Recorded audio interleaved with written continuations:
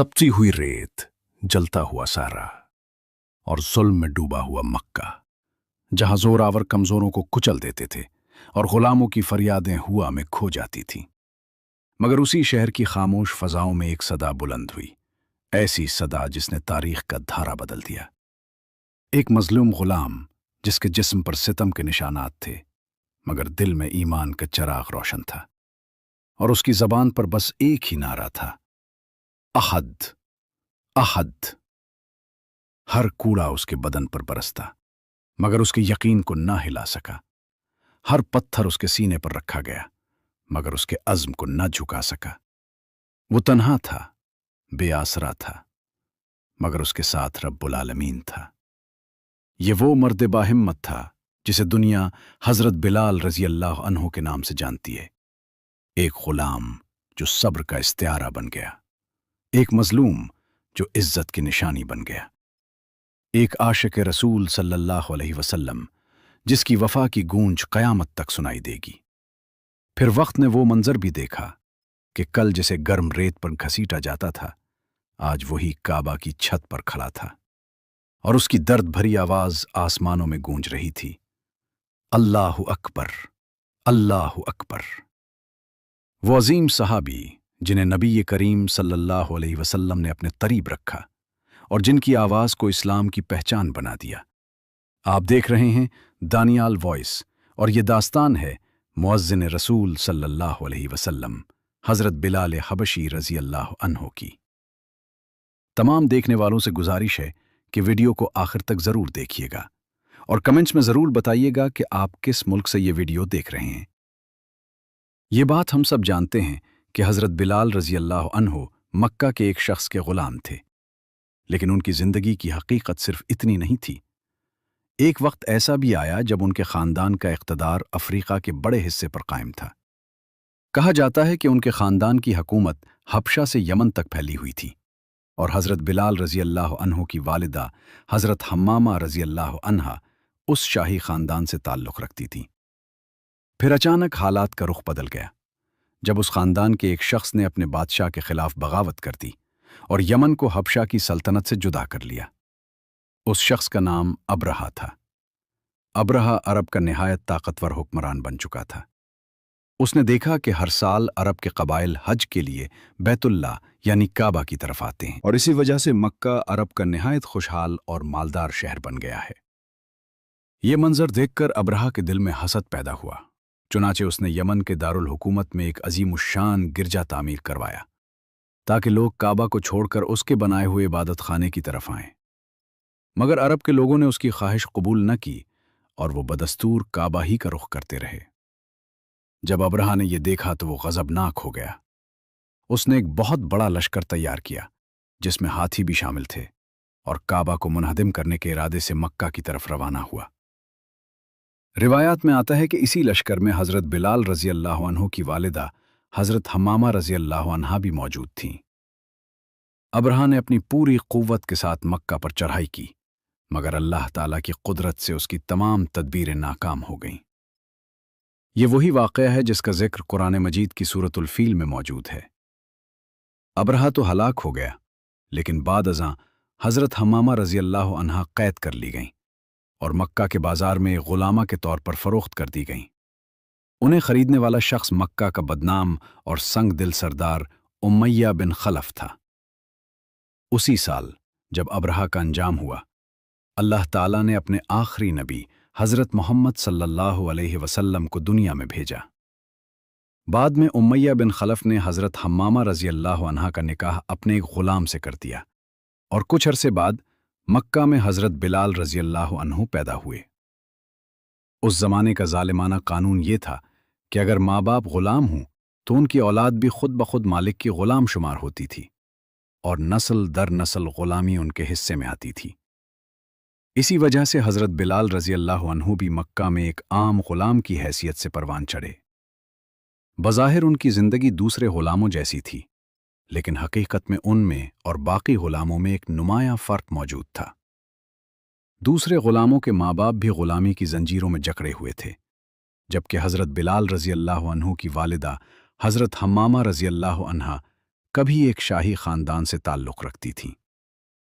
इसी सबब हज़रत बिलाल रज़ी अल्लाह अन्हु के अंदाज़, किरदार और शख्सियत को देखकर महसूस होता है कि उनकी तरबियत एक ग़ुलाम की तरह नहीं, बल्कि एक शहज़ादे की मानंद की गई थी।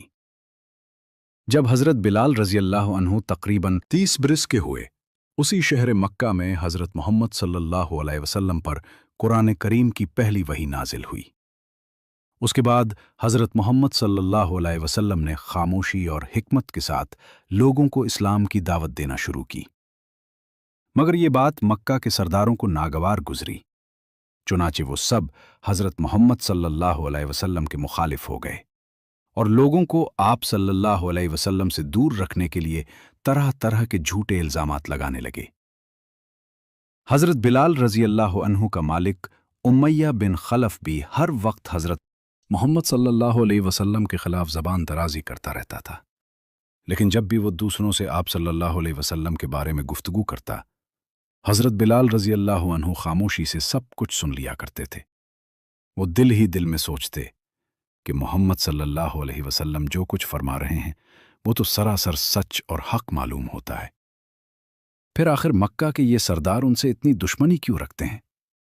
यही वो लम्हे थे जब आहिस्ता आहिस्ता हज़रत बिलाल रज़ी अल्लाह अन्हु के दिल में हज़रत मोहम्मद सल्लल्लाहु अलैहि वसल्लम की मोहब्बत जागुज़े होने लगी। वक्त गुज़रता गया और मक्का में मुसलमानों की तादाद बढ़ने लगी। यहाँ तक कि मक्का के सरदारों ने महसूस किया कि अब वो इस दावत को मज़ीद बर्दाश्त नहीं कर सकते। चुनाचे उन्होंने इस्लाम को रोकने के लिए नए मुसलमानों पर जुल्म व सितम शुरू कर दिया, खुसूसन उन मुसलमानों पर जो कमज़ोर, बेसहारा और ग़ुलाम थे। एक दिन उमैया बिन खलफ मक्का में किसी शख्स से हज़रत मोहम्मद सल्लल्लाहु अलैहि वसल्लम के बारे में बहस कर रहा था कि अचानक सामने से एक शख्स ने तंज़िया अंदाज में कहा, तुम बड़ी बड़ी बातें तो करते हो, मगर तुम्हारा महबूब ग़ुलाम बिलाल भी मोहम्मद सल्लल्लाहु अलैहि वसल्लम पर ईमान ला चुका है। ये सुनना था कि वहां मौजूद सरदार उमैया पर हंसने लगे। उमैया ये बात सुनकर आग बगोला हो गया, क्योंकि हज़रत बिलाल रज़ी अल्लाह अन्हु उसके निहायत काबिल एतमाद ग़ुलाम थे। वो उन पर इस कदर भरोसा करता था कि अपने बुतों के कमरे की चाबियां भी उनके सुपुर्द कर रखी थीं। अब उसे महसूस हुआ कि बिलाल रज़ी अल्लाह अन्हु ने उसका एतमाद तोड़ दिया है, और जब मक्का के दरमियान सब सरदार उस पर हंस रहे थे तो उसका हुरूर टुकड़े टुकड़े हो चुका था। ये खबर सुनकर उमैया बिन खलफ गुस्से से पागल हो गया। अगले ही दिन उसने हज़रत बिलाल रज़ी अल्लाह अन्हु को पकड़ लिया और उन पर जुल्म व सितम का सिलसिला शुरू कर दिया। उसने हज़रत बिलाल रज़ी अल्लाह अन्हु को बेरहमी से कौड़े मारे, मगर जब उसका गुस्सा ठंडा न हुआ तो उसने उन्हें लोहे की जर्रा पहनाई और तुपती धूप में खड़ा कर दिया। अरब के सहरा की वो झुलसा देने वाली गर्मी, जहां आज भी दर्जाए हरारत निहायत शदीद हो जाता है, उस लोहे को आग की तरह गर्म कर देती थी, और वो गर्म जर्रा हज़रत बिलाल रज़ी अल्लाह अन्हु के जिस्म मुबारक को जला देती थी। जब उमैया इन सजाओं से भी ना थकता तो हज़रत बिलाल रज़ी अल्लाह अन्हु को मक्का के आवारा लड़कों के हवाले कर देता। वो लड़के उनके हाथ पांव बांध कर गलियों में घसीटते फिरते थे, मगर उस सब के बावजूद उमैया का दिल न भरा। फिर उसने हज़रत बिलाल रज़ी अल्लाह अन्हु को दहकती हुई रेत पर लिटाया और उनके सीने पर एक भारी पत्थर रख दिया। फिर कहने लगा, कहो कि मेरा माबूद लात और उज़्ज़ा है। मगर हज़रत बिलाल रज़ी अल्लाह अन्हु की ज़बान पर सिर्फ एक ही सदा जारी थी, अहद, अहद। ये सुनकर उमैया और ज्यादा भड़क उठा। उसने एक और भारी पत्थर उन पर रख दिया और दोबारा कहा, कहो कि मेरा माबूद लात और उज़्ज़ा है। मगर हज़रत बिलाल रज़ी अल्लाह अन्हु ने इनकार कर दिया। फिर उसने तीसरा पत्थर भी रख दिया, यहां तक कि हज़रत बिलाल रज़ी अल्लाह अन्हु बेहोश हो गए। जब हज़रत बिलाल रज़ी अल्लाह अन्हु पर यह जुल्म जारी था तो एक दिन हज़रत अबू बकर सिद्दीक़ रज़ी अल्लाह अन्हु वहां पहुंचे। उन्होंने उमैया से फरमाया, क्या तुम्हें जरा भी रहम नहीं आता? आखिर कब तक तुम इस बेगुनाह पर जुल्म करते रहोगे? उमैया ने गुस्से में जवाब दिया, अगर तुम्हें इस बिलाल पर इतना तरस आ रहा है तो उसे मुझसे खरीद क्यों नहीं लेते? हज़रत अबू बकर सिद्दीक़ रज़ी अल्लाह अन्हु ने पुरसुकून अंदाज में फरमाया, बताओ क्या कीमत चाहते हो? उस वक्त हज़रत अबू बकर सिद्दीक़ रज़ी अल्लाह अन्हु مکہ کے معزز اور کامیاب تاجروں میں شمار ہوتے تھے، اور وہ جانتے تھے کہ امیہ جو بھی قیمت مانگے گا وہ ادا کر دیں گے۔ یہ سن کر امیہ نے تکبر سے حضرت بلال رضی اللہ عنہ کی قیمت عام غلاموں سے کہیں زیادہ لگا دی، تاکہ شاید حضرت ابو بکر صدیق رضی اللہ عنہ پیچھے ہٹ جائیں، مگر ایسا نہ ہوا۔ جیسے ہی حضرت ابو بکر صدیق رضی اللہ عنہ نے امیہ بن خلف کو پوری رقم ادا کی، امیہ ہنس کر کہنے لگا، اگر تم مجھے اس بلال کے لیے اس سے کہیں کم مال بھی دیتے تب بھی میں اسے بیچ دیتا۔ حضرت ابو بکر صدیق رضی اللہ عنہ نے پر اعتماد لہجے میں فرمایا، اگر تم حضرت بلال رضی اللہ عنہ کے بدلے مجھ سے 100 دینار بھی مانگتے تو میں بغیر تردد کے ادا کر دیتا۔ اس کے بعد حضرت ابو بکر صدیق رضی اللہ عنہ نے حضرت بلال رضی اللہ عنہ کو آزاد کر دیا۔ حضرت بلال رضی اللہ عنہ پیدائش سے اس لمحے تک مکہ میں غلامی کی زندگی گزار رہے تھے، مگر اب آزادی نصیب ہونے کے بعد پہلی مرتبہ ایک آزاد انسان کی حیثیت سے مسلمانوں کی مجالس میں حضرت محمد صلی اللہ علیہ وسلم کے ساتھ بیٹھنے لگے۔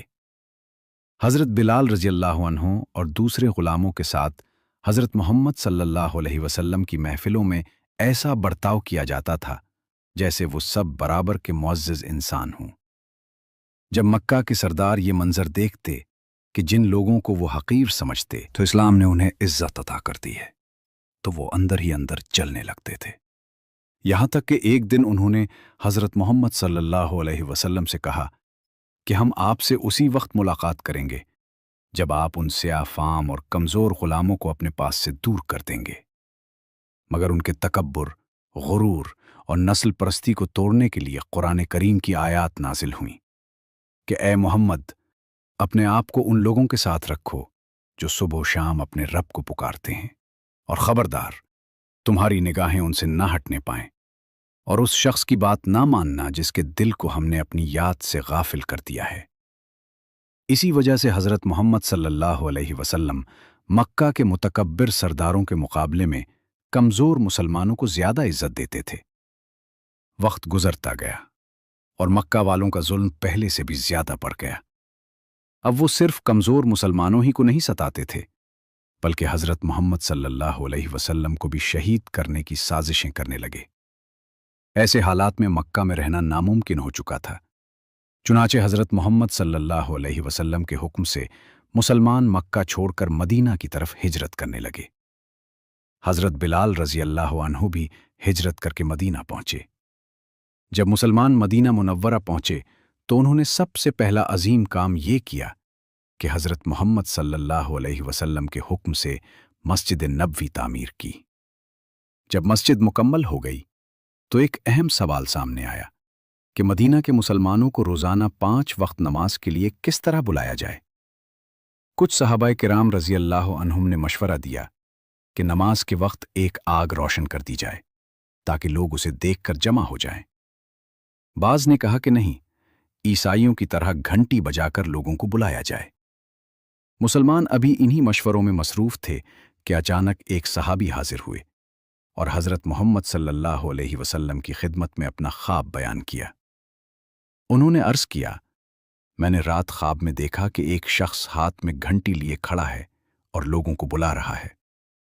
میں اس کے قریب گیا اور کہا، یہ گھنٹی مجھے فروخت کر دو۔ اس نے پوچھا، تم اس کا کیا کرو گے؟ میں نے جواب دیا، ہم اسے بجا کر لوگوں کو نماز کے لیے بلائیں گے۔ اس شخص نے کہا، کیا میں تمہیں اس سے بہتر طریقہ نہ بتاؤں؟ پھر اس نے مجھے اذان کے الفاظ سکھائے۔ یہ خواب سن کر مجلس میں موجود حضرت عمر فاروق رضی اللہ عنہ نے بھی عرض کیا کہ میں نے بھی ایسا ہی خواب دیکھا ہے۔ اب یہ واضح ہو گیا کہ یہ خواب اللہ تعالیٰ کی طرف سے ایک رہنمائی ہے، لیکن اب سوال یہ تھا کہ ان تمام صحابہ کرام رضی اللہ عنہم میں پہلی اذان کون دے گا؟ حضرت محمد صلی اللہ علیہ وسلم نے فرمایا کہ اس صحابی کو بلال کے پاس لے جاؤ اور انہیں یہ الفاظ سکھاؤ، کیونکہ بلال کی آواز بلند بھی ہے اور نہایت دلکش بھی۔ چنانچہ حضرت بلال رضی اللہ عنہ مسجد نبوی میں کھڑے ہوئے اور اسلام کی پہلی اذان دی۔ آج دنیا میں شاید ہی کوئی لمحہ ایسا گزرتا ہو جب کسی نہ کسی جگہ اللہ اکبر کی صدا بلند نہ ہو رہی ہو۔ مدینہ ہجرت کے بعد مکہ سے آنے والے صحابہ کرام رضی اللہ عنہم اہل مدینہ کو ان مظالم کی داستانیں سناتے تھے جو مکہ والوں نے مسلمانوں پر ڈھائے تھے۔ ان واقعات کو سن کر انصار کے دلوں میں مکہ کے ظالموں کے خلاف غصہ بڑھتا جاتا تھا، خصوصاً جب حضرت بلال رضی اللہ عنہ کی آزمائشوں کا ذکر ہوتا تو مدینہ کے نوجوان امیہ بن خلف سے سخت نفرت کرنے لگتے تھے۔ پھر کچھ ہی عرصہ بعد وہ وقت آ گیا جب انہیں امیہ سے بدلہ لینے کا موقع ملا، اور وہ تھا غزوہ بدر۔ اس معرکے میں 313 مسلمانوں کا سامنا 1000 کے لشکر سے تھا، مگر اللہ تعالیٰ کی مدد سے مسلمان اپنے سے کہیں بڑی فوج پر غالب آ گئے۔ جب جنگ ختم ہوئی تو حضرت بلال رضی اللہ عنہ کا پرانا مالک امیہ بن خلف بھی قیدیوں میں گرفتار تھا۔ جیسے ہی حضرت بلال رضی اللہ عنہ کی نظر اس پر پڑی، انہوں نے اپنے انصاری بھائیوں سے فرمایا، یہ امیہ ہے، یہی وہ شخص ہے جو مکہ میں مجھ پر ظلم کیا کرتا تھا، آج یا یہ بچے گا یا میں۔ یہ سنتے ہی چند صحابہ کرام رضی اللہ عنہم اس کے پیچھے دوڑ پڑے، اور امیہ خوف کے مارے پوری رفتار سے بھاگنے لگا۔ یہاں امیہ بن خلف کے بارے میں روایت آتی ہے کہ وہ ظلم کے ساتھ ساتھ جسمانی طور پر بھی نہایت بھاری بھرکم تھا، اس لیے زیادہ دیر نہ بھاگ سکا، اور کچھ ہی لمحوں میں حضرت بلال رضی اللہ عنہ اور ان کے ساتھیوں نے اسے گھیر لیا۔ اسی دوران حضرت عبد الرحمن بن عوف رضی اللہ عنہ نے فرمایا کہ امیہ ہمارا قیدی ہے، اسے قتل نہ کرو، لیکن حضرت بلال رضی اللہ عنہ اور ان کے مدنی بھائیوں کے دلوں میں اس کے مظالم کی یاد تازہ تھی، اس لیے آخرکار امیہ اپنے انجام کو پہنچا۔ یوں حضرت بلال رضی اللہ عنہ نے اس ظالم کے ظلموں کا بدلہ دنیا ہی میں دیکھ لیا۔ اس کے بعد بھی غزوہ احد، غزوہ خندق اور غزوہ خیبر جیسے اہم معرکوں میں حضرت بلال رضی اللہ عنہ ہمیشہ حضرت محمد صلی اللہ علیہ وسلم کے ساتھ ثابت قدم کھڑے رہے۔ حضرت محمد صلی اللہ علیہ وسلم نے حضرت بلال رضی اللہ عنہ کو اپنے قریب خاص خدمت کے منصب پر بھی رکھا۔ جو شخص بھی حضرت محمد صلی اللہ علیہ وسلم سے ملاقات چاہتا، پہلے حضرت بلال رضی اللہ عنہ کے پاس آتا، پھر وہ اسے بارگاہ رسالت میں حاضر کرتے۔ مدینہ منورہ میں 8 سال گزرنے کے بعد وہ عظیم دن آیا جس کا مسلمانوں کو شدت سے انتظار تھا، اور وہ تھا فتح مکہ۔ یہی وہ مسلمان تھے جو چند برس پہلے مکہ سے بے سر سامانی کے عالم میں نکلے تھے، مگر اب حضرت محمد صلی اللہ علیہ وسلم 10,000 جانثاروں کے ساتھ فاتحانہ شان میں مکہ میں داخل ہوئے۔ جب مکہ فتح ہو گیا تو حضرت محمد صلی اللہ علیہ وسلم نے حضرت بلال رضی اللہ عنہ کو اپنے پاس بلایا اور فرمایا، جاؤ آج مکہ میں پہلی اذان دو۔ حضرت بلال رضی اللہ عنہ سیدھے کعبہ کی چھت پر چڑھے اور وہاں کھڑے ہو کر اپنی پرسوز اور بلند آواز میں اذان دینے لگے۔ مکہ کے سردار حیرت سے یہ منظر دیکھ رہے تھے، کیونکہ ان میں سے بعض کے دلوں میں اب بھی نسل پرستی اور تکبر باقی تھا، اور وہ ایک سیاہ فام سابق غلام کو یہ عظیم عزت ملتے نہیں دیکھ سکتے تھے۔ بعض نے حسد بھرے جملے کہے، مگر اللہ تعالیٰ نے حضرت بلال رضی اللہ عنہ کو وہ مقام عطا کر دیا تھا جو ان کے تصور سے بھی بلند تھا۔ حضرت بلال رضی اللہ عنہ کی اذان کے بعد حضرت محمد صلی اللہ علیہ وسلم نے اعلان فرمایا کہ آج مکہ کے تمام لوگوں کو معاف کیا جاتا ہے اور کسی سے کوئی بدلہ نہیں لیا جائے گا۔ اس اعلان نے دنیا کو رحم، عفو اور عظمت اخلاق کا درس دیا۔ بعد ازاں ایک موقع پر حضرت بلال رضی اللہ عنہ اپنے چند ساتھیوں کے ساتھ کھڑے تھے کہ سامنے سے حضرت ابو سفیان رضی اللہ عنہ گزرے۔ حضرت بلال رضی اللہ عنہ نے ان سے سخت لہجے میں ماضی کی بات یاد دلائی۔ حضرت ابو بکر صدیق رضی اللہ عنہ نے نرمی سے حضرت بلال رضی اللہ عنہ کو خاموش ہونے کا کہا۔ جب حضرت محمد صلی اللہ علیہ وسلم کو یہ خبر پہنچی تو آپ نے حضرت ابو بکر صدیق رضی اللہ عنہ کو تنبیہ فرمائی کہ اگر تم نے بلال کو ناراض کیا تو یاد رکھو اللہ تعالیٰ بھی ناراض ہو سکتا ہے۔ ये सुनकर हज़रत अबू बकर सिद्दीक़ रज़ी अल्लाह अन्हु फ़ौरन हज़रत बिलाल रज़ी अल्लाह अन्हु के पास गए और उनसे माज़रत की। एक और मौके पर हज़रत मोहम्मद सल्लल्लाहु अलैहि वसल्लम ने हज़रत बिलाल रज़ी अल्लाह अन्हु से फरमाया कि मैंने जन्नत में तुम्हारे कदमों की आहट सुनी है और इंसानियत से नस्ल परस्ती मिटाने के लिए हज़रत मोहम्मद सल्लल्लाहु अलैहि वसल्लम ने अपने खुतबा हुज्जतुल वदा में ऐलान फरमाया कि किसी गोरे को किसी काले पर और किसी काले को किसी गोरे पर कोई फजीलत नहीं सिवाय तक़वा के।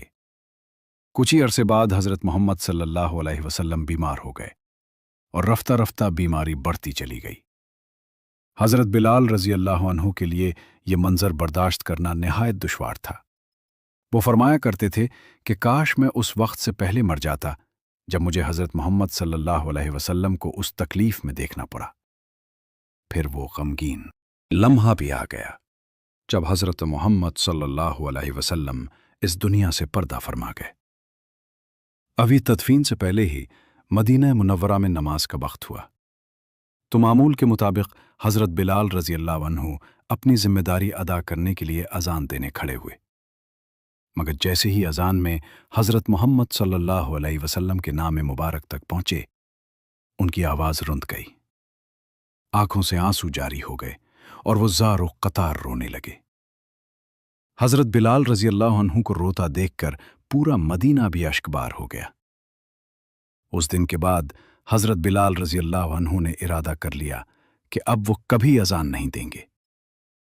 हज़रत मोहम्मद सल्लल्लाहु अलैहि वसल्लम की विसाल के बाद हज़रत अबू बकर सिद्दीक़ रज़ी अल्लाह अन्हु मुसलमानों के पहले खलीफा बने, मगर हज़रत बिलाल रज़ी अल्लाह अन्हु जब भी मदीना मुनव्वरा की गलियों में चलते, हर तरफ उन्हें हज़रत मोहम्मद सल्लल्लाहु अलैहि वसल्लम की याद सताती। आखिर एक दिन वो हज़रत अबू बकर सिद्दीक़ रज़ी अल्लाह अन्हु के पास हाजिर हुए और अर्ज़ किया कि मुझे यहाँ से जाने की इजाज़त दीजिए। हज़रत अबू बकर सिद्दीक़ रज़ी अल्लाह अन्हु ने फरमाया, नहीं, तुम मदीना ही में रहो। ये सुनकर हज़रत बिलाल रज़ी अल्लाह अन्हु ने निहायत अदब से अर्ज़ किया, क्या आपने मुझे ग़ुलामी से आज़ाद अपने लिए किया था या अल्लाह ताला के लिए? अगर अपने लिए आज़ाद किया था तो मैं यही रहूँगा, लेकिन अगर अल्लाह ताला के लिए आज़ाद किया था तो फिर मुझे जाने से न रोकें। ये सुनकर हज़रत अबू बकर सिद्दीक़ रज़ी अल्लाह अन्हु खामोश हो गए और फिर इजाज़त दे दी। चुनाचे हज़रत बिलाल रज़ी अल्लाह अन्हु मदीना मुनव्वरा छोड़कर शाम की तरफ रवाना हो गए। हज़रत अबू बकर सिद्दीक़ रज़ी अल्लाह अन्हु के बाद हज़रत उमर बिन ख़त्ताब रज़ी अल्लाह अन्हु मुसलमानों के खलीफा बने।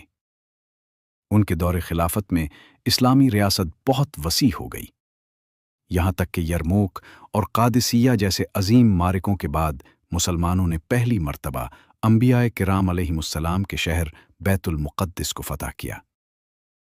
बैतुल मुक़द्दिस फ़तह होने के बाद मुसलमानों ने वहाँ एक मस्जिद तामीर की, जो बाद में मस्जिद अक़सा के नाम से मारूफ हुई।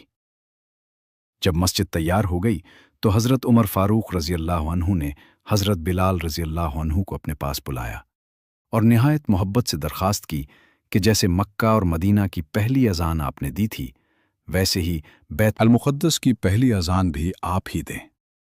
हज़रत बिलाल रज़ी अल्लाह अन्हु तो पहले ही अज़ान देना तर्क कर चुके थे, मगर हज़रत उमर फ़ारूक रज़ी अल्लाह अन्हु की दरख्वास्त पर दोबारा खड़े हुए और बैतुल मुक़द्दस में पहली अज़ान दी। यूं इस्लाम के 3 मुक़द्दस शहरों मक्का मुकर्रमा, मदीना मुनव्वरा और बैतुल मुक़द्दस, तीनों में पहली अज़ान देने की सआदत हज़रत बिलाल रज़ी अल्लाह अन्हु को हासिल हुई और आज भी इन्हीं शहरों में रोज़ाना अल्लाहु अकबर की सदाएं बुलंद होती हैं। हज़रत उमर फ़ारूक रज़ी अल्लाह अन्हु हज़रत बिलाल रज़ी अल्लाह अन्हु की बेहद इज़्ज़त फरमाया करते थे। एक मर्तबा हज़रत अबू सुफ़ियान रज़ी अल्लाह अन्हु मक्का के चंद पुराने सरदारों के साथ हज़रत उमर फ़ारूक रज़ी अल्लाह अन्हु से मुलाकात के लिए आए। उसी वक्त हज़रत बिलाल रज़ी अल्लाह अन्हु भी बाज़ साबिक़ ग़ुलामों के साथ हाजिर हुए। हज़रत उमर फ़ारूक रज़ी अल्लाह अन्हु ने अपने खादिम को भेजा और फरमाया कि हज़रत बिलाल रज़ी अल्लाह अन्हु और उनके साथियों को फ़ौरन अंदर आने दिया जाए, जबकि हज़रत अबू सुफ़ियान रज़ी अल्लाह अन्हु और दूसरे सरदारों से कहा गया कि कुछ इंतज़ार करें, खलीफा मसरूफ़ हैं। ये मंज़र देखकर हज़रत अबू सुफ़ियान रज़ी अल्लाह अन्हु को ताज्जुब हुआ کہ عمر رضی اللہ عنہ ان سابق غلاموں کو ہم پر ترجیح دے رہے ہیں۔ اس وقت وہاں موجود ایک دانا شخص نے کہا، آج غصہ کرنے کا کوئی فائدہ نہیں، اسلام تمہارے لیے بھی آیا تھا اور ان لوگوں کے لیے بھی، مگر انہوں نے اسلام کو پہلے قبول کیا، قربانیاں دیں اور آج تم سے آگے نکل گئے جبکہ تم پیچھے رہ گئے۔ حضرت عمر فاروق رضی اللہ عنہ کو حضرت بلال رضی اللہ عنہ پر اس قدر اعتماد تھا کہ انہیں ریاستی معاملات میں اہم ذمہ داریاں سونپی گئیں، اور وہ بڑے بڑے لشکروں اور گورنروں کی خبریں حضرت عمر فاروق رضی اللہ عنہ تک پہنچاتے رہتے تھے۔ یہاں تک کہ جب حضرت عمر فاروق رضی اللہ عنہ نے اپنے عظیم سپہ سالار حضرت خالد بن ولید رضی اللہ عنہ کو منصب سے ہٹانے کا فیصلہ کیا تو یہ حکم حضرت بلال رضی اللہ عنہ کے ذریعے پہنچایا گیا۔ یوں وہ حضرت بلال رضی اللہ عنہ جو کبھی مکہ میں ایک عام غلام شمار ہوتے تھے، اب دنیا کی عظیم ترین اسلامی سلطنت کے بااعتماد اور باوقار افراد میں شامل ہو چکے تھے۔ وہ شخصیت جسے کبھی مکہ میں نظر انداز کیا جاتا تھا، اب ان کا نکاح حضرت عبد الرحمن بن عوف رضی اللہ عنہ جیسے جلیل القدر صحابی کے خاندان میں ہوا۔ پھر ایک وقت آیا جب حضرت بلال رضی اللہ عنہ کی زندگی کی آخری اذان کا دن قریب آیا۔ اس زمانے میں وہ شام میں مقیم تھے۔ ایک رات انہوں نے خواب میں حضرت محمد صلی اللہ علیہ وسلم کی زیارت کی۔ حضرت محمد صلی اللہ علیہ وسلم نے فرمایا، اے بلال، تمہیں کیا ہو گیا ہے؟ اب تم ہمارے پاس کیوں نہیں آتے؟ یہ خواب دیکھتے ہی حضرت بلال رضی اللہ عنہ بیدار ہوئے، ان کی آنکھوں سے آنسو جاری ہو گئے اور فوراً مدینہ منورہ کی طرف روانہ ہو گئے۔ جب حضرت بلال رضی اللہ عنہ مدینہ پہنچے تو ان کی ملاقات حضرت حسن رضی اللہ عنہ اور حضرت حسین رضی اللہ عنہ سے ہوئی۔ حضرت بلال رضی اللہ عنہ نے محبت سے ان دونوں کو گلے لگا لیا۔ حضرت حسن رضی اللہ عنہ اور حضرت حسین رضی اللہ عنہ نے عرض کیا، اب جب آپ مدینہ آ ہی گئے ہیں تو ایک مرتبہ ہمیں حضرت محمد صلی اللہ علیہ وسلم کے زمانے کی یاد تازہ کروا دیجیے اور اذان دے دیجیے۔ حضرت بلال رضی اللہ عنہ دل سے اذان دینا نہیں چاہتے تھے، کیونکہ ہر لفظ انہیں محبوب کریم صلی اللہ علیہ وسلم کی یاد دلاتا تھا، مگر نوازگان رسول صلی اللہ علیہ وسلم کی محبت بھری درخواست رد نہ کر سکے۔ خصوصاً حضرت حسن رضی اللہ عنہ کی صورت مبارک میں انہیں حضرت محمد صلی اللہ علیہ وسلم کی جھلک نظر آتی تھی۔ چنانچہ کئی برسوں بعد حضرت بلال رضی اللہ عنہ آگے بڑھے، مسجد نبوی میں کھڑے ہوئے اور بلند آواز سے اذان شروع کر دی۔ جیسے ہی حضرت بلال رضی اللہ عنہ کی پرسوز آواز مدینہ منورہ کی گلیوں میں پہنچی، لوگ حیرت زدہ رہ گئے۔ انہوں نے جب یہ آواز سنی تو مدینہ کے بازاروں میں اپنی دکانیں کھلی چھوڑ دیں اور شوق و جذبات کے عالم میں مسجد نبوی کی طرف دوڑ پڑے۔ حضرت بلال رضی اللہ عنہ کی آواز سن کر ہر شخص کو حضرت محمد صلی اللہ علیہ وسلم کی یاد آنے لگی، اور ان صحابہ کرام رضی اللہ عنہم کی یاد بھی تازہ ہو گئی جو اس دنیا سے رخصت ہو چکے تھے۔ مگر جیسے ہی حضرت بلال رضی اللہ عنہ اذان میں ایک بار پھر حضرت محمد صلی اللہ علیہ وسلم کے نام مبارک تک پہنچے، ان کی آواز اچانک رک گئی۔ دل غم سے بھر آیا، آنکھوں سے آنسو بہنے لگے اور وہ زار و قطار رونے لگے۔ حضرت بلال رضی اللہ عنہ کو روتا دیکھ کر پورا مدینہ بھی آہوزاری میں ڈوب گیا۔ پھر انہوں نے خود کو سنبھالا اور دوبارہ اذان مکمل کرنے کی کوشش کی، مگر جب دوبارہ نام محمد صلی اللہ علیہ وسلم تک پہنچے تو پھر آواز بند ہو گئی اور وہ دوبارہ اشک بار ہو گئے۔ یہ حضرت بلال رضی اللہ عنہ کی زندگی کی آخری اذان تھی۔ اس کے بعد وہ دوبارہ شام واپس چلے گئے اور وہیں وصال فرمایا۔ آج بھی ان کا مزار مبارک شام کی سرزمین میں یادگار کے طور پر موجود ہے۔ یہ بھی مشہور ہے کہ حضرت بلال رضی اللہ عنہ کی کوئی اولاد نہ تھی، لیکن ان کے وصال کے بعد بھی دنیا بھر کے مسلمان انہیں محبت اور عقیدت سے یاد کرتے رہے۔ خصوصاً افریقہ میں حضرت بلال رضی اللہ عنہ کا نام اتنا بلند ہو گیا کہ بعد کے بہت سے مسلمان حکمران اپنے نسب کو کسی نہ کسی صورت ان سے جوڑنے میں فخر محسوس کرتے تھے۔ تاریخ میں ایک عظیم دولت مند بادشاہ مانسا موسیٰ بھی گزرا، جسے دنیا کے امیر ترین افراد میں شمار کیا جاتا ہے۔ بعض روایات کے مطابق وہ بھی اپنے آپ کو حضرت بلال رضی اللہ عنہ سے نسبت دیتا تھا۔ اگرچہ ان دعووں کی تاریخی حقیقت قطعی طور پر ثابت نہیں، مگر اتنا ضرور واضح ہے کہ وہ بلال رضی اللہ عنہ جو کبھی مکہ میں ایک عام غلام سمجھے جاتے تھے، بعد کے زمانوں میں ایسی عظیم شخصیت بن گئے کہ بادشاہ بھی ان سے نسبت پر فخر کرتے تھے۔ حضرت بلال رضی اللہ عنہ کی زندگی صرف صبر، اذان اور غلامی سے آزادی کی داستان نہیں، بلکہ وفاداری، عبادت، جرأت اور عشق رسول صلی اللہ علیہ وسلم کی روشن مثال بھی ہے۔ ان کا پورا نام حضرت بلال بن رباح رضی اللہ عنہ تھا، اور وہ ابتدائی دور اسلام کے ان خوش نصیب لوگوں میں شامل ہیں جنہوں نے سخت ترین حالات میں بھی ایمان پر ثابت قدمی دکھائی۔ جب مکہ میں اسلام قبول کرنا اپنی جان خطرے میں ڈالنے کے برابر تھا، اس وقت حضرت بلال رضی اللہ عنہ نے بغیر کسی خوف کے کلمہ حق قبول کیا۔ یہی وجہ تھی کہ کفار ان پر ٹوٹ پڑے، مگر ان کی زبان سے صرف عہد، عہد ہی نکلتا رہا۔ یہ الفاظ صرف آواز نہ تھے، بلکہ توحید کا اعلان تھے جس نے باطل کے ایوانوں کو ہلا دیا۔ حضرت بلال رضی اللہ عنہ کو حضرت محمد صلی اللہ علیہ وسلم سے بے حد محبت تھی۔ وہ جب بھی آپ صلی اللہ علیہ وسلم کو دیکھتے، ادب و احترام سے کھڑے ہو جاتے اور خدمت کے لیے ہر وقت حاضر رہتے۔ انہیں بارگاہ رسالت میں خاص قرب حاصل تھا۔ وہ نہ صرف مؤذن رسول تھے، بلکہ سفر و حضر میں بھی اکثر حضرت محمد صلی اللہ علیہ وسلم کے ساتھ رہتے تھے۔ بعض اوقات آپ صلی اللہ علیہ وسلم کے گھر کے دروازے پر بھی حاضر رہتے، تاکہ اگر کوئی ضرورت ہو تو فوراً خدمت کر سکیں۔ حضرت بلال رضی اللہ عنہ کی عبادت کا بھی بڑا مقام تھا۔ روایت میں آتا ہے کہ وہ جب بھی وضو کرتے، اس کے بعد نفل نماز ادا کرتے تھے۔ یہی وجہ تھی کہ حضرت محمد صلی اللہ علیہ وسلم نے فرمایا کہ میں نے جنت میں تمہارے قدموں کی آہٹ سنی ہے۔ جب آپ صلی اللہ علیہ وسلم نے ان سے پوچھا کہ کون سا عمل زیادہ امید والا ہے، تو حضرت بلال رضی اللہ عنہ نے عرض کیا کہ جب بھی وضو کرتا ہوں اس کے بعد نماز پڑھ لیتا ہوں۔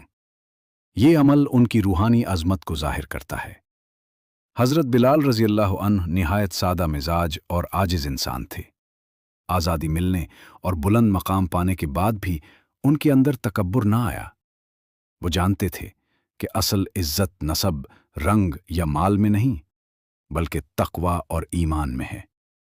اسی لیے وہ مسلمانوں میں اخلاص اور عاجزی کی مثال بنے رہے۔ غزوات میں بھی حضرت بلال رضی اللہ عنہ نے اہم کردار ادا کیا۔ غزوہ بدر، احد، خندق اور دیگر معرکوں میں شریک ہوئے۔ میدان جنگ میں وہ صرف ایک مؤذن نہیں، بلکہ ایک بہادر مجاہد بھی تھے۔ جب اسلام کو جانثاروں کی ضرورت پڑی تو حضرت بلال رضی اللہ عنہ صف اول میں نظر آئے۔ حضرت محمد صلی اللہ علیہ وسلم کے وصال کے بعد ان کا دل مدینہ میں نہ لگتا تھا، کیونکہ ہر گلی، ہر دیوار، ہر مسجد انہیں محبوب کریم صلی اللہ علیہ وسلم کی یاد دلاتی تھی۔ اسی غم کی وجہ سے وہ شام منتقل ہو گئے، مگر دل ہمیشہ مدینہ سے جڑا رہا۔ حضرت بلال رضی اللہ عنہ کی شخصیت نے اسلام میں مساوات کا پیغام دنیا تک پہنچایا۔ ایک سیاہ فام سابق غلام کو کعبہ کی چھت پر اذان دینے کے لیے کھڑا کرنا دنیا کو یہ اعلان تھا کہ اسلام میں فضیلت صرف تقوی سے ہے۔ یہی وجہ ہے کہ ان کا نام رہتی دنیا تک عزت سے لیا جاتا رہے گا۔ آج بھی جب دنیا کے کسی کونے میں اذان کی آواز بلند ہوتی ہے تو حضرت بلال رضی اللہ عنہ کی یاد تازہ ہو جاتی ہے، کیونکہ اذان کی یہ عظیم سعادت سب سے پہلے انہی کی آواز سے دنیا نے سنی تھی۔ حضرت بلال رضی اللہ عنہ ہمیں یہ سبق دیتے ہیں کہ اگر انسان سچا ہو، صابر ہو اور اللہ تعالیٰ سے وفادار ہو تو غلامی سے اٹھ کر تاریخ کے بلند ترین مقام تک پہنچ سکتا ہے۔ ایک اور عظیم واقعہ حضرت بلال رضی اللہ عنہ کی عبادت اخلاص سے متعلق ہے۔ ایک روز حضرت محمد صلی اللہ علیہ وسلم نے فرمایا، اے بلال، مجھے بتاؤ، تم نے اسلام قبول کرنے کے بعد ایسا کون سا عمل کیا ہے جس کی وجہ سے میں نے جنت میں تمہارے قدموں کی آہٹ سنی ہے؟ یہ سن کر صحابہ کرام رضی اللہ عنہم بھی حیران رہ گئے کہ حضرت بلال رضی اللہ عنہ کو یہ کتنی بڑی بشارت نصیب ہوئی۔ حضرت بلال رضی اللہ عنہ نے نہایت عاجزی سے عرض کیا، یا رسول اللہ صلی اللہ علیہ وسلم، میں نے کوئی بڑا عمل تو نہیں کیا، البتہ جب بھی میرا وضو ٹوٹتا ہے میں دوبارہ وضو کر لیتا ہوں اور جتنا ممکن ہو اس کے بعد نفل نماز ادا کر لیتا ہوں۔ خواہ دن ہو یا رات۔ حضرت محمد صلی اللہ علیہ وسلم نے یہ سن کر ان کے عمل کو پسند فرمایا۔ اس واقعے سے معلوم ہوتا ہے کہ اللہ تعالیٰ کے نزدیک قبولیت صرف بڑے کارناموں سے نہیں، بلکہ چھوٹے مگر مستقل اور اخلاص والے اعمال سے بھی ملتی ہے۔ حضرت بلال رضی اللہ عنہ نہ کوئی بادشاہ تھے نہ مالدار سردار، مگر ان کی پابندی طہارت، نماز سے محبت اور خاموش نیکی نے انہیں وہ مقام عطا کیا کہ جنت میں ان کے قدموں کی آہٹ سنائی گئی۔ یہ واقعہ ہمیں سکھاتا ہے کہ اگر انسان اخلاص کے ساتھ چھوٹے اعمال پر بھی ثابت قدم رہے تو اللہ تعالیٰ اسے ایسی عزت دیتا ہے جس کا دنیا تصور بھی نہیں کر سکتی۔ ایک اور خوبصورت واقعہ حضرت بلال رضی اللہ عنہ کی سخاوت اور دنیا سے بے رغبتی کا ہے۔ حضرت بلال رضی اللہ عنہ کے پاس اگر کچھ مال آ جاتا تو وہ اسے اپنے پاس جمع نہ رکھتے تھے، بلکہ فوراً اللہ کی راہ میں خرچ کر دیتے تھے۔ ایک مرتبہ حضرت محمد صلی اللہ علیہ وسلم نے دیکھا کہ حضرت بلال رضی اللہ عنہ کے پاس کچھ مال موجود ہے۔ آپ صلی اللہ علیہ وسلم نے فرمایا، اے بلال، خرچ کرو اور عرش والے کی طرف سے کمی کا خوف نہ کرو۔ یہ سن کر حضرت بلال رضی اللہ عنہ نے مال روکنا چھوڑ دیا اور ہر آنے والی چیز محتاجوں، مسکینوں اور ضرورت مندوں میں تقسیم کر دیتے تھے۔ انہیں یقین تھا کہ جو اللہ کی راہ میں دیا جائے وہ کبھی ضائع نہیں ہوتا۔ ایک روایت میں آتا ہے کہ حضرت بلال رضی اللہ عنہ کے گھر میں کبھی زیادہ سامان جمع نہ رہتا تھا، جو کچھ ہوتا راہ خدا میں دے دیتے۔ ان کی زوجہ نے ایک بار عرض کیا کہ کچھ تو گھر کے لیے بچا لیا کریں۔